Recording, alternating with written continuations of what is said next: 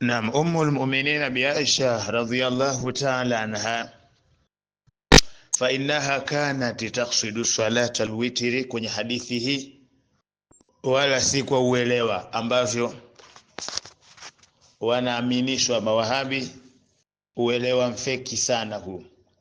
Ni kweli kwamba bwana mtume amethibitika hilo kwa Bi Aisha, lakini maksudi yake si kuwa izungumzie swala ya tarawih, la, hii itakuwa ni witri kwa sababu ya haya maneno yalivyopangika. Swala ambayo kamuona bwana mtume Muhammad kuwa haizidishi, sawa, inaishia 11 fi Ramadhani wala fi ghairihi, kwenye Ramadhani na mwezi usiokuwa wa Ramadhani. Swala hiyo hiyo ambayo haizidishi raka akiwa anaswali kwenye Ramadhani, na swala hiyo hiyo ambayo haizidi raka mwezi usiokuwa wa Ramadhani, ni swala gani?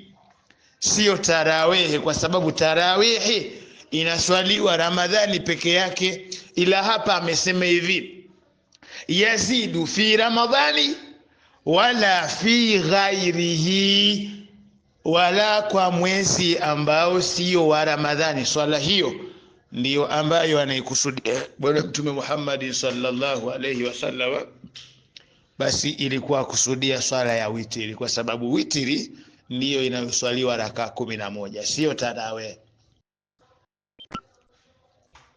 Hiyo hadithi sawa, wanafanya kuichukulia sawa naklia ya kimaana, alafu kisha wakapachika ufahamu wao na uelewa wao, kwa sababu ukitaka ujue kwamba sio swala ya tarawih sawa, ni kwenye hilo neno wala fi ghairihi, na kwenye miezi mingine swala hiyo hiyo ilikuwa azidishi rakaa hizo 11 kwenye mwezi wa Ramadhani sawa, 11 raka, na mwezi mwingine usiyekuwa wa Ramadhani.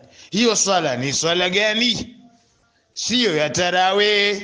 Kwa hiyo mtu anayechukua hadithi hii akaijalia kuwa maana ndiyo hadithi inayokusudia kuswali watu tarawih, ni uongo sawa, ni uongo. La sivyo atatuambia mwezi usiokuwa wa Ramadhani ipo tarawih gani?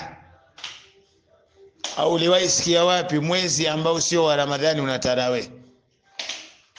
Kwa sababu kama utalazimisha ni hii, kwa maana hiyo basi kama ni tarawih baada ya mwezi Shawali, basi endeleza tarawih yako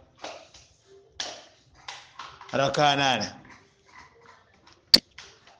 Halipo hilo mabwana, tusidanganyane, halipo.